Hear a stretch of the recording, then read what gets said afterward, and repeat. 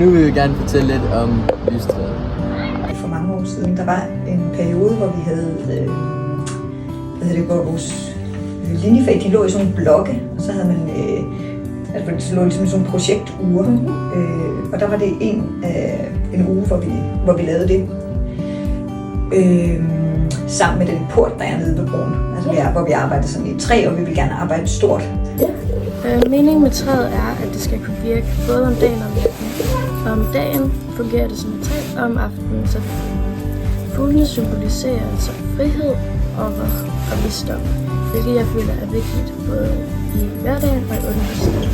Det symboliserer også transformation, hvilket jeg også føler, når man går igennem hverdagen.